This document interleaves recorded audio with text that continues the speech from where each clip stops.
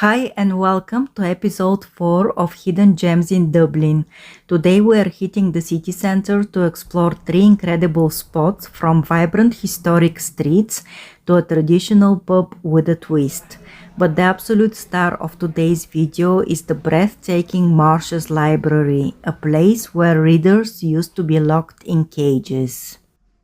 I am on the way to show you something which is located very close to this cathedral, and it's a real hidden gem. It's the Marsh's Library, which is actually the oldest library in Ireland. It's even older than the Trinity Library because it was built purposefully to be a library and a place where people could go and read. And the very interesting fact about it is that in the past people began to steal the expensive books, and that's why they decided to build cages. But before we start talking about the reading cages, let's say a few words about the library and when and by whom it was established.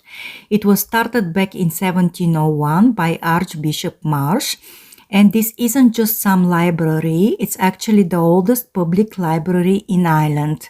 But back in the 18th century, knowledge came with a literal price. At the time, the cost of a single book could be as high as a small house. Because they were so valuable, books began to mysteriously disappear from the shelves. To protect his collection, Marsh introduced a security system that seems pretty extreme today: the reading cages. If you wanted to read a rare book, you would be led into one of those small wire-screened cages. The librarian would hand you the book and then lock the door behind you. You were essentially a prisoner of your own curiosity until you finished reading and handed the book back. It might seem harsh, but it worked. Most of the 25,000 original books are still here today. In fact, they even survived the Easter Rising.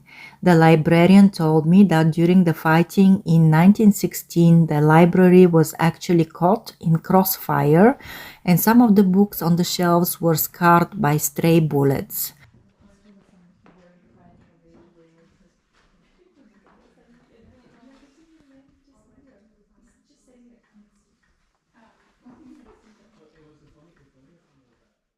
Stepping inside this library is like walking straight into a time capsule. Right there on the wall, you've got a portrait of Archbishop Marsh himself, still keeping an eye on things.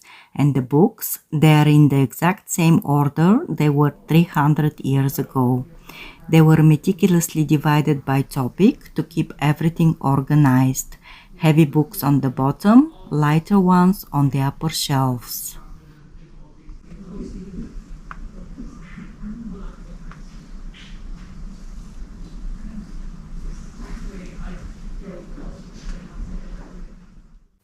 For your information, the entry ticket is €7, but if you are planning to explore St. Patrick's Cathedral right next door, you can actually pick up a combined ticket for both. I was very impressed by this library. The books inside are 300 years old, and you can see that, and it's actually an active library. But I think what they have is online, so you just have to let the library know and they give you access to the books. But it's really impressive, more impressive than the one in Trinity College.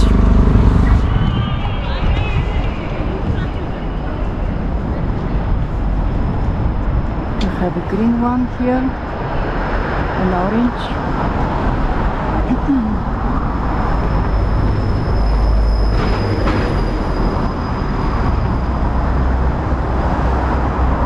Blue one.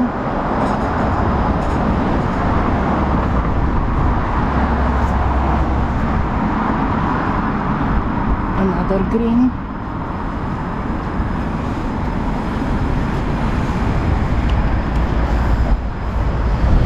Okay, now our next hidden gem is not exactly a hidden gem because you can see the colorful doors of Ireland. You can see them not only in Dublin, you can see them in other cities, and in Dublin you can see them in every area which has Georgian architecture. Right behind me you can see some yellow doors.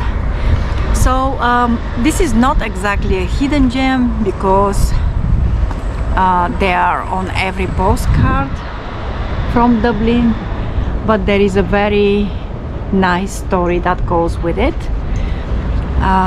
which I want to share with you.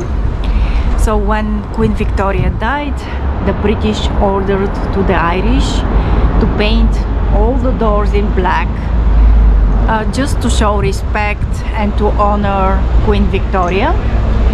But the Irish were really fed up to listen and to be told what to do, and they did quite the opposite. They painted their doors in every color of the rainbow. So this is what the Irish spirit is like. There are several legends and stories explaining why this tradition of painting the doors in different colors started, but this is actually the story which I think is most believable and I like it the most. I honestly love the rebellious side of the Irish people. This was basically their way of showing the middle finger to the British, just in the most colorful and polite way possible.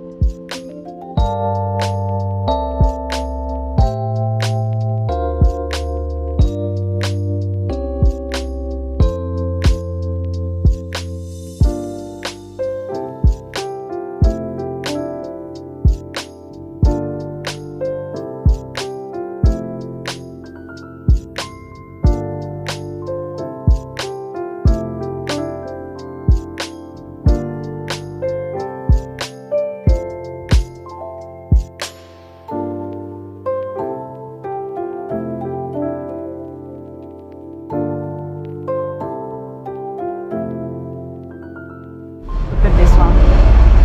It's really beautiful. Let me show you.